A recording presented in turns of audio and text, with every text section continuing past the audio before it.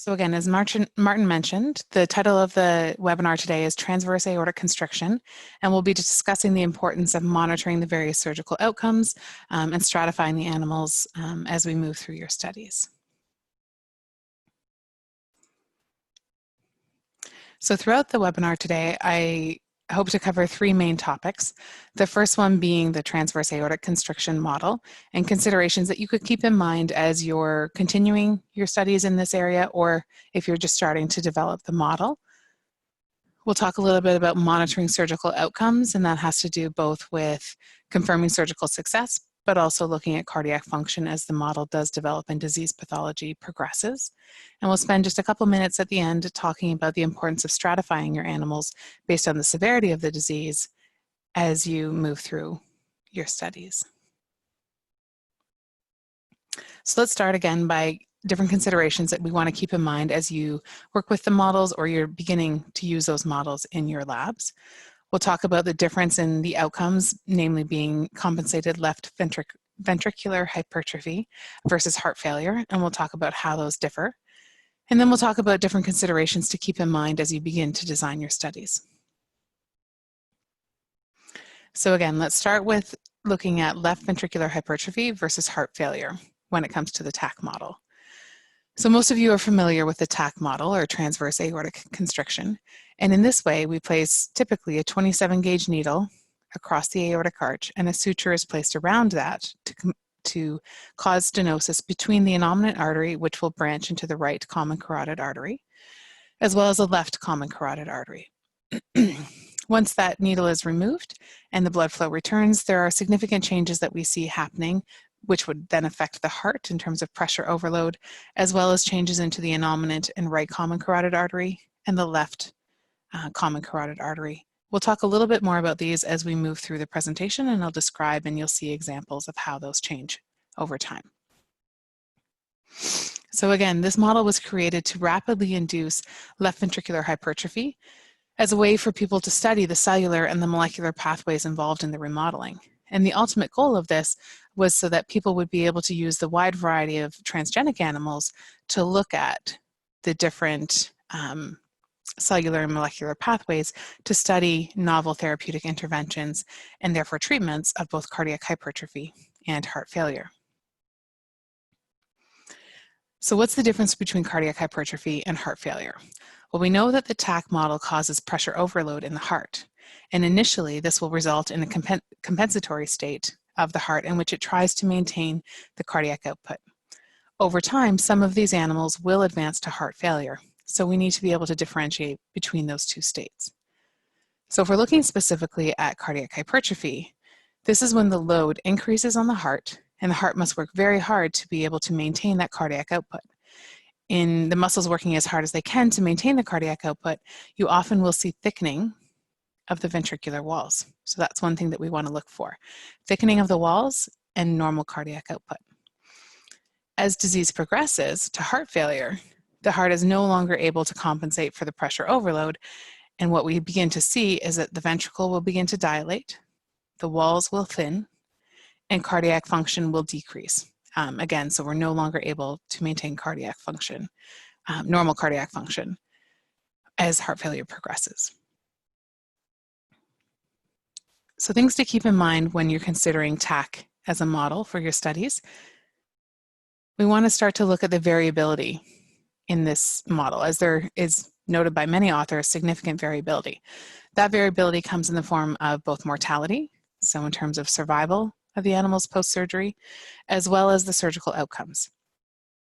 So with surgical outcomes, there's a variety of, in the severity of the disease which is caused, and that results in a difference in manifestation in terms of some animals staying within the left ventricular cardiac hypertrophy stage and those which progress to heart failure. A number of authors have published on the factors which affect the variability within this model, and those include the strain of the animal, the sex of the animal that's being used, the species, the surgical technique used, and we'll talk about a few of these in a couple of slides. And we'll also discuss standardization of the needle size or percent stenosis, which is caused within the animal model. So 3 main techniques have been developed. The first one by Rockman and his colleagues in 1991 is the first published version of this technique. It's a conventional open chest technique, and we'll talk a little bit more about it. More recently, in 2002, Hu et al. Developed a minimally invasive technique to hopefully make the model more accessible to a variety of labs. And in the past couple of years, Melleby et al. Has also developed another model moving back towards the open chest, but this time using fabricated O-rings to standardize the size of the stenosis. So let's jump back and look at Rockman's first publication about this technique. So again, this was back in 1991. He developed a technique in which the chest was opened, therefore the animal would have to be intubated and ventilated. A 27-gauge needle was placed across the aortic arch and a suture placed between, again, the innominate artery and the left common carotid artery, as we've discussed before. This would cause approximately 0.4 millimeter diameter stenosis, which would average in about 65 to 70% stenosis based on the fully open aorta. His goal in developing this model was, again, to develop an acute model which would allow researchers to study the signaling molecules which are important in the development of cardiac remodeling, including hypertrophy and heart failure, with the goal being that a wide variety of those transgenic animals could be used to do this research. More recently, Hu et al. Has developed a more simplified procedure. In this technique, it's a closed chest technique, so no ventilator is required. But again, a 27-gauge needle is placed across the aortic arch, and a suture is tied around that. The goal with this group was to develop a much more accessible surgical technique to those that didn't want to necessarily open the chest completely and ventilate their animals. But again, the goal was to continue investigating the cellular and molecular pathways involved in cardiac remodeling. Over the past couple of years, Melleby and colleagues have developed another technique moving back towards the open-chested technique, but again, in this case, using a fabricated O-ring with a fixed inner diameter. And they used various size diameters to cause various tightnesses of that band, with the hope that they would create a more reproducible model and therefore remove some of the variability. But again, the overarching goal of these different surgical techniques is to understand the underlying mechanisms of cardiac remodeling. When we talk about the Tack model, one of the most important things is the size of the needle and the desired outcome that you want to come from that, whether you want the animal to stay in cardiac hypertrophy or progress towards heart failure. The size of the needle determines the percent stenosis and therefore the pressure gradient across the band. And there's been numerous papers published correlating the severity of the stenosis with progression from hypertrophy into heart failure. As this model was developed to work with transgenic animals to look at the molecular pathways involved, it's very important that we start to consider the diameter of the aorta prior to any surgery being completed.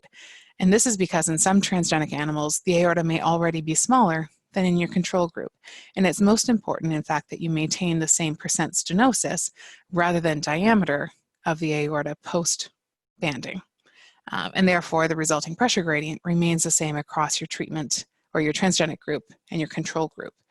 So you may have to have a variety of needle sizes on hand when doing your surgery to ensure, again, consistency between the animal models as you perform the surgery. So we've talked a little bit about the model. Let's take a second to talk about monitoring the surgical outcome. So there's a few different things that we want to look at here. First, we need to confirm the success of the surgery. That is, that the band is placed in the right location, again, between the innominate artery and the left common carotid artery, and not between the left common carotid and the left subclavian artery, as that will change the severity and the pressure overload on the heart. We then want to be able to determine the tightness of the band, and we can do that in a few different ways that we'll talk about as we go through the presentation. And once we know that the surgery has been a success and we know the relative tightness of the band, we then want to be able to monitor cardiac function as the disease progresses. And there's a few different ways that we can do this. We'll talk about Doppler techniques that look at blood flow changes, and then we'll look at techniques that we can use to measure structural changes, and that being ultrasound and MRI.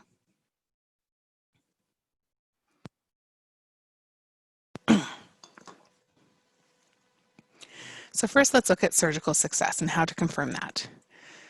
So if we revisit the model, again, the suture being placed between the first and second branch of the aortic arch. Once flow returns, we're going to see significant changes here. So first, of course, we're going to see the pressure load back on the heart because it's working much harder to pump the blood through the stenosis. Flow through the innominate artery and therefore the right carotid artery is going to be dramatically increased. Flow through the left common carotid artery is going to be dramatically decreased, and that's because less blood is able to get through the stenosis and therefore reach the left common carotid.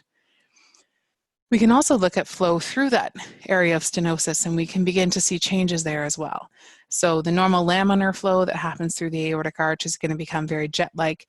Just as though you put your thumb over the end of a garden hose, we're going to see an acceleration of that blood flow as well. And those are all things that we can measure. So first, let's look at the carotid arteries. If we take a Doppler flow velocity measurement, and I'll actually show you in the next slide a video of how this can be done, you place the Doppler probe on either artery, and we're going to see before any band is placed that the velocities and the waveforms look very similar. However, after the band has been placed, we're going to see dramatic differences, or we should, if the band has been placed between the two arteries. So here, on the right common carotid artery, you're going to see an acceleration in the blood flow. And in the left common carotid artery, we're going to see a drop in that peak velocity. And it's seeing this difference, or the change from pre to post-band between the two vessels, that tells us that the band is located in the correct place. These measurements can all be made with the Doppler flow velocity system from Indus Instruments. And again, I'll show you how the system is used on an animal in the next slide. The most important thing when making a velocity measurement using any type of Doppler technique is the angle between the Doppler probe and the blood flow. And that angle needs to be minimized as much as possible to get more accurate and reproducible results. With the Doppler flow velocity system, you'll see the probe is very pen-like. It's quite small, you'll see in the next slide, compared to a more conventional ultrasound system. So let's take a look here. So here we can see the probe itself. It's quite small, which means that we can get a very nice angle on the carotid artery.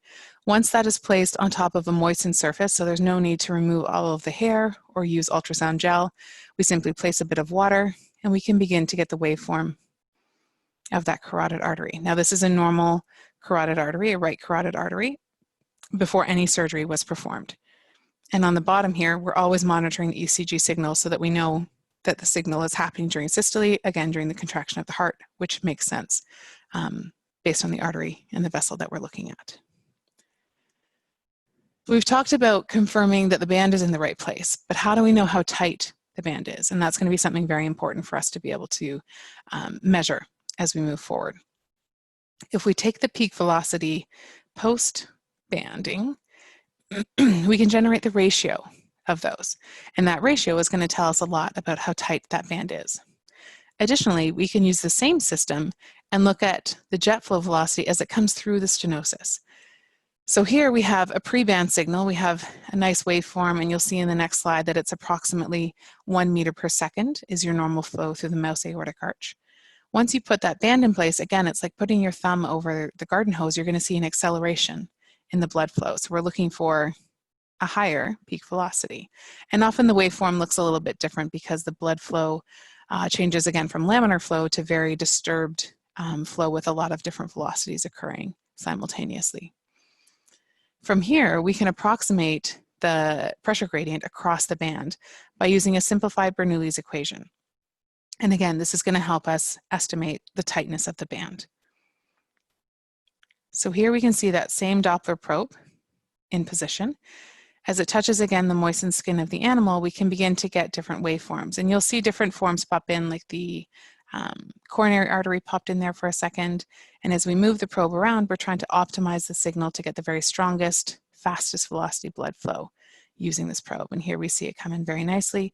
Again, this is on a non-surgical animal, so no stenosis has been placed. And we can see the velocity is around 1 meter per second or 100 centimeters per second based on this scale.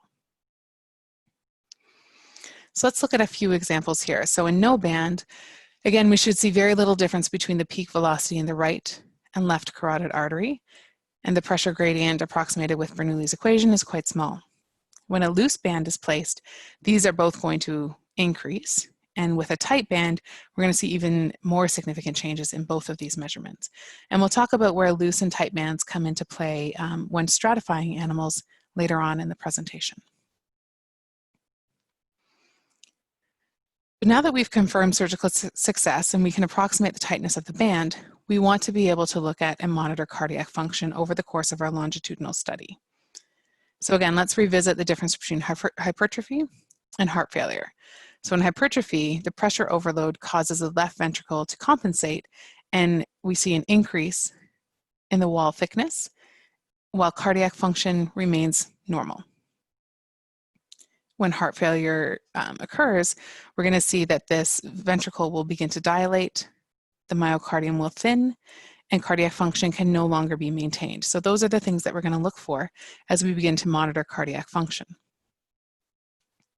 Using that same Doppler system, we're able to look at flow velocities through the heart of the animal.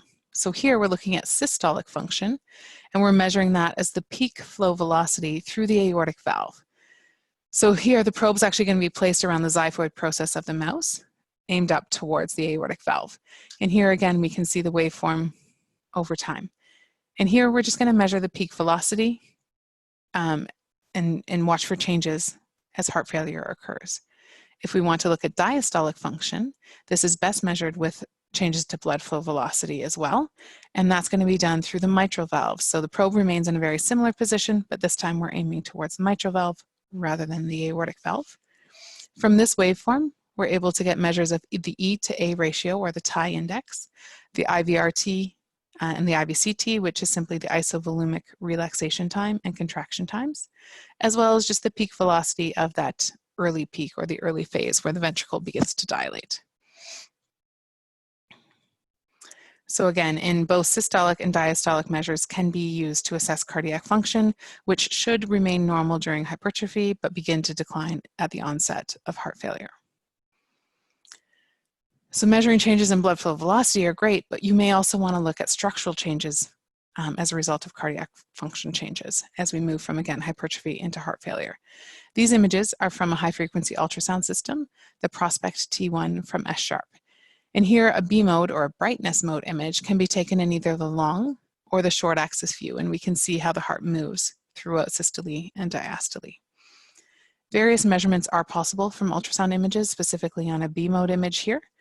We're looking at the area length measurement. So here we're going to trace the endocardium and the epicardium at systole and diastole and make a length measurement of the ventricle, again at systole and diastole. Those measurements combined are going to give us measures of end diastolic volume or systolic volume, which may show us dilation of the ventricle as we move towards hypertrophy.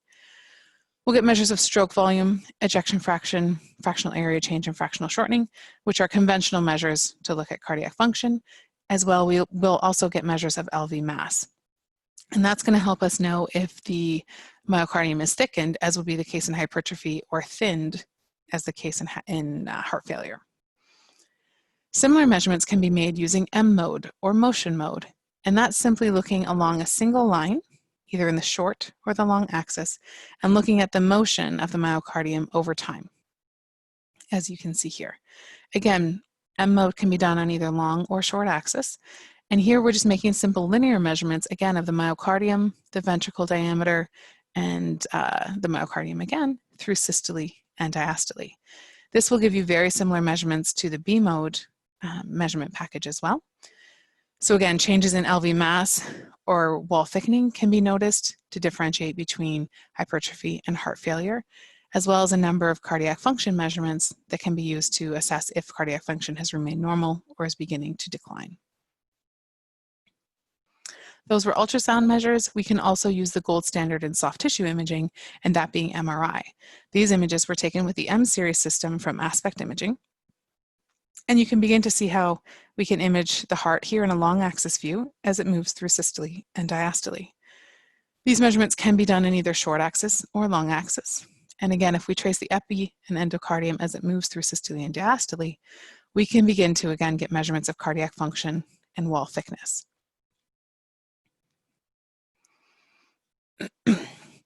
I'd like to take just a few minutes to talk about stratification of animals and why it's important. So let's first start with talking about how and when we would stratify animals, and then the importance of doing so in our studies. So what is stratification? It is the partitioning of a subject by a factor other than treatment given. So things, for example, in the Tack model, like tightness of the band or development or progression towards heart failure. One can choose to stratify their animals immediately at the time of surgery based on a functional marker, such as the difference in velocity between the left and the right common carotid artery, or the stenotic jet flow velocity. One can decide on a specific time point to measure a functional change. So again, we can look at the tightness of the band, the ratio between the carotid artery flow velocities, and use that to stratify the animals to know how severe the disease may have been at the time of surgery. Or we can make a decision to initiate treatment based on disease progression. So this may be, we want to know that the animals have or are progressing towards heart failure, and we may have to use specific functional markers for this. So we may look at both structural and blood flow velocity changes to know that cardiac function was at least initially maintained in the hypertrophy stage, but we're now beginning to see a decline, and it's at that point that we would begin to initiate therapy, so that we know any animal that's received therapy is progressing towards heart failure, and we want to study the effect of that therapy. You may also choose to implant something like a telemetry device to measure blood pressure and look at changes in that as your marker for disease progression, as those will also change as an animal progresses from hypertrophy into heart failure. So why is stratification important? It ensures that the variability between the animals within a study group is minimized. Specifically, we can choose to stratify, like we talked about before, based on the tightness of the band, the development of a specific disease, for example, heart failure, or other parameter that you choose to stratify by. And what that does is ensure that the power of the data that's coming out of your study is improved, or the significance of that data is going to be improved based on the therapeutic efficacy that you're looking at. And that's because if all of the animals were grouped together and there was no monitoring of surgical outcome or disease progression for the purposes of stratification, we would then not know if the therapy given to treat heart failure or to prevent heart failure was fully effective. And that's because we don't know if some of the animals that were put into that group, they may never have progressed towards heart failure. So we wouldn't know that the drug had an effect, or if the surgery just wasn't severe enough to cause heart failure. So those are all things that I'm hoping you can think about as you begin to either develop the model in your lab or rethink how you're working with your groups and your studies as you continue to work with the Tack model as you move through your research. We'd like to finish now just with the second poll, so I'll ask Martin to jump back on and I will launch that poll. Thanks, Tonya, for that really insightful presentation. And as we talked about at the beginning, we are just going to ask a few questions. There's actually 3 questions here as part of this poll. So if you could answer each one. The first question is, we'd like you to indicate if you're currently confirming success of your Tack surgery in any way. So the options are yes, you do, no, you currently are not, perhaps you're not certain if you do that or if your lab does that. And then there's a 4th option for those of you who are just here out of scientific curiosity and you're not using the Tack model at the moment, or perhaps you plan to. So that's question number 1. Question number 2, please indicate if you're currently monitoring cardiac function over the course of your study. And this is a multiple choice question, so select all that apply. You are using Doppler or ultrasound techniques. You are using cardiac MRI, perhaps some other technique, and I see a few individuals are typing a note in the chat window as to what they're currently using, so please do. You're not at the moment, or perhaps you're unsure, and then finally, again, you're not using the Tack model in your research at this time. And then the third question, and we'd like to know, have you, or perhaps are you considering stratifying your animals before initiating any treatment or intervention? And then the options there are that you currently do, you do not, but are considering for the future. Option C is that you do not stratify your animals, and then option D is that you're not using the Tack model at this point in time. So we'll let you all complete this poll. And just a reminder for those of you who have completed this poll, please do submit questions for us to answer during our Q&A session, which will begin shortly. The more the merrier. Thanks. Excellent. Thanks, Martin. I'll just give everyone a couple more seconds to enter their results. It looks like there's a good variety in answers coming through, which is wonderful. And thank you all for taking the time to answer these questions. So we'll go ahead and end the poll. And in summary, I just want to review what we talked about today. So we talked about the transverse aortic constriction model, things to consider as you're developing that model and working with it in your labs. Ideas around monitoring surgical outcomes. So again, just confirming surgical success, looking at the tightness of the band, and then monitoring cardiac function as that disease progresses over the course of your longitudinal study.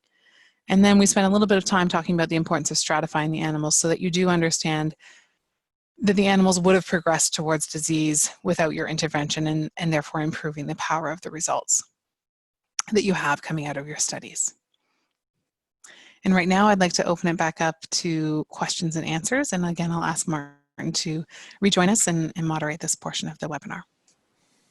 Okay, thank you very much. We have had lots of questions come in. We'll start by answering a few that came in before our session, and then we'll get to as many, as I said, as possible over the next 10 minutes or so. So Tonya, first question is, what effect can anesthesia have on surgical outcomes and on measurements of surgical success and cardiac function? This is a really great question, and it's very important that as you're considering anesthesia, of course, you need to consult with your animal care committee and follow their directives as you move through. But things to keep in mind when you're discussing with them about the best anesthesia for you to use in your studies is the safety of inhaled anesthetics for the animal itself. So, for example, isoflurane, we can very tightly control the level of isoflurane just by simply dialing back the amount that is delivered to the animal to maintain the proper plane of anesthesia for both the surgical plane of anesthesia as well as just a simple monitoring procedure where there's no harm or pain being inflicted on the animal. And by doing this, we can control the effect of the anesthesia on the cardiac function much more tightly than we can with some injectable agents. And isoflurane may have less of an effect on cardiac function than some of the injectable agents. When considering inhaled anesthesia, it's also important to think about the user safety. So of course, we're all exposed to this when we're doing these studies, and you may want to consider active scavenging of the isoflurane so that you aren't exposed to any of the excess gas which is being used and the possible side effects because of that. When taking a look at anesthesia, it's also important to consider the surgical outcome and the measuring of those outcomes. And it's important that throughout surgery and making your measurements that we're maintaining the temperature of the animal. This is going to help to improve the surgical outcomes or the survivability of your surgeries. As well, it's going to help you to ensure that the cardiac function is not artificially depressed because of a drop in the core temperature of your animal, I apologize. So throughout surgery, as well as doing any of your monitoring, it's important to know the core temperature of your animal, the respiration rate, the heart rate, when you're looking at these things, so you know that the same level of anesthesia is used throughout the course of your studies, and so that at one time point, the animal's not over-anesthetized, negatively affecting the cardiac function, and therefore your measurements, than it is at the subsequent time point. And so that's going to add power and confidence in the data that you're generating between animals and over the course of your longitudinal study. Excellent. Thanks for that answer, Tonya. And actually, Dr. Lee had asked if we could provide some suggestions to improve survival rate during surgery. So yeah. I think you've probably touched on that question as well. Maintaining temperature and appropriate anesthesia and surgical Definitely. Monitoring is probably key. Yeah, and Martin, like you said, we'll make a transcript of these available. And as I consider the different questions that have come in, I'll lump them together and try to expand on that answer more if I can come up with some extra Perfect. Information. Okay, the next question is, how long after surgery can one confirm the successful placement of the constriction using the Doppler technique that you discussed on the carotid artery? Definitely. If you guys can remember the video that I showed, you saw that just a little bit of water was placed on the hair of the animal, and the carotid arteries fall somewhat outside of the plane of surgery. So this could be done almost immediately following the return of blood flow to the carotid arteries. So even with the chest still open, you could confirm that there was a difference between the flow in the carotid arteries. You could also wait 24, 48 hours as the animal's begun their recovery and do that same monitoring procedure after that as well. Again, it really just depends on what your animal care committee will allow, but because of the small size of the probes and just the need for a little bit of water to be able to get the signal on the carotid arteries, which is well away from the incision, you can do it at the time of surgery. Okay, perfect. Is there a way to arrange a demonstration of some of the systems that we talked about today? The simple answer is yes. For the Doppler system and the ultrasound system, it's possible for us to arrange an on-site demonstration for you to see the systems being used in your specific animal models and even get a hand at trying them if there's time during the demonstration. For the MRI system, I think we can all imagine it's slightly bigger, although for those of you who joined the webinar a few weeks ago, it's a compact self-shielded MR, so quite different than a conventional MRI system. But still difficult to ship around for on-site demonstrations. But we are able to arrange demonstrations at specific sites, and we can discuss together the best site for you to go to based on your location and available animal models at that site. But I would encourage whomever would like to talk further about this just to reach out to us separately, and we can, on an individual basis, discuss the best plans for you and your work. Okay. What's the difference between cardiac function measured with the Doppler system versus that measured with the ultrasound system? Yeah, this is a great question. So initially I was talking about the Doppler system, and this system is ultrasound based in that it does use sound waves in and sound waves out, but we're looking simply at blood flow here. So we're looking at blood flow velocities to assess cardiac function. So again, I mentioned looking at flow through the aortic valve as a measure of systolic function and through the mitral valve as a measure of diastolic function. Keeping in mind that here we're just looking at flow changes. We're not getting a measure of the wall thickness, which is going to become important as we differentiate between hypertrophy and heart failure. This is where ultrasound comes in, and we want to start to look at structural changes. And here we're looking at the movement of the heart through systole and diastole. So we can get measures of wall thickness like we talked about, and various measures, other measures based on structure of cardiac function. So it's always nice to combine the two to be able to look at blood flow velocity changes as well as structural changes to confirm at what state of disease we are in. Okay, excellent. And I think there have been quite a few questions similar questions that have been asked by various individuals. Okay, so we've had lots and lots of questions come in, and if you have more, keep them coming. We most certainly won't be able to answer all of these in the next few minutes, but as mentioned, we'll get to them after the fact. Tonya, I don't know if you're able to kind of pick and choose through some of these as well. Browse through them. I'm browsing through them as well. There is one question here from Dr. Jin asking about FDG PET. So positron emission tomography is another imaging technique that can be used, and FDG is specifically a radioactive derivative of glucose, and that can be injected to be able to see the metabolic activity of the myocardium. And interestingly, with the MRI system that I talked about, there is a PET insert which can go into that, allowing you to do both PET and MRI simultaneously. The ability of that system to be used to monitor hypertrophy and cardiac failure, that's something that I have to look back in the literature about. It's not something I've seen widely used from the work that I've done.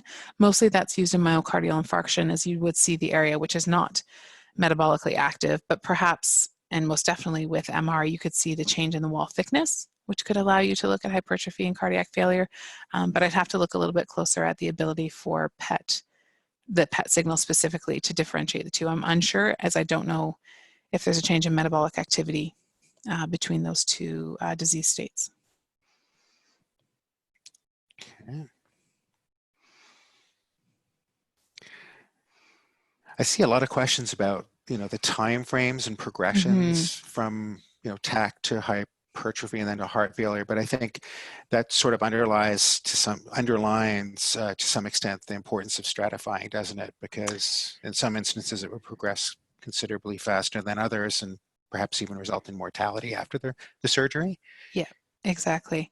Yeah, there is a lot of questions looking at the best models to use in terms of the 3 different surgical techniques that we used, different strains or sex differences and things like that. Again, these are things that it may be best to go back to the literature and to look at and speak with those around your institution. But as best we can, we will try to answer these questions for you guys. It will just take some time and some further research on our side to be able to answer those. Tonya, you mentioned the importance of minimizing the angle between the probe and the carotid arteries or any vessel for that matter, when measuring flow. And Jessica's asked how we account for angles, and maybe you can just, because there are a couple questions in that regard, can you elaborate on that statement and why it's important? Sure. So with all ways of measuring blood flow velocity with a Doppler technique, the angle or the equation that's used to get from the Doppler shift, which is basically the increase or decrease in velocity of the sound as it returns back to the transducer, to the velocity of the blood that's being measured, involves the theta between the probe and the blood flow, so the angle between the two. And as that approaches 0, the calculation that's performed is minimal. As you get above 15 to 20 degrees, that becomes much more significant, and therefore approximating that angle to be 30 when it was really 40, or 40 versus 45, you're going to introduce some error into your measurements. And so on the Doppler flow velocity system, there is an angle correction input that can be used. And we can input that, say, for example, at 15 degrees, which is typical for the carotid artery. But what's most important is that that angle be maintained and use a consistent angle as you move across your studies. And so in achieving a smaller angle, it's easier to be more reproducible in that. And we can, again, make those corrections as needed within the software. Okay. I would say we probably have time for one more before we should probably sign off and end on time. Can I leave that with you to choose which one is best answered at the moment? Yeah, just bear with me for 1 minute.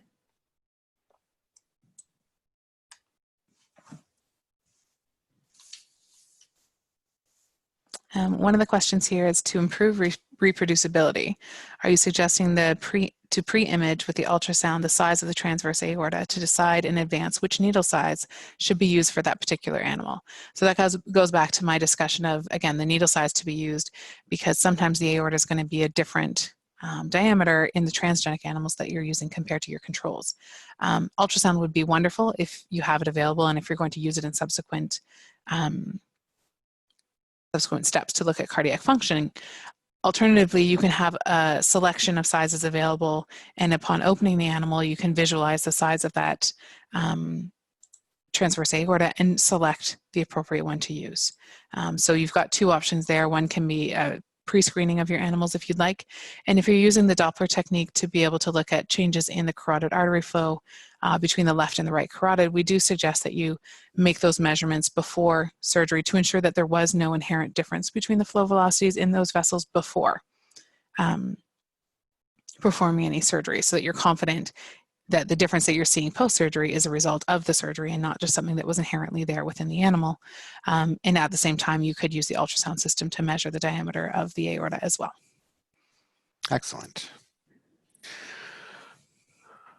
All right, well, we've reached the 45-minute mark of our session today, and again, to be respectful of everyone's time, we'll wrap things up.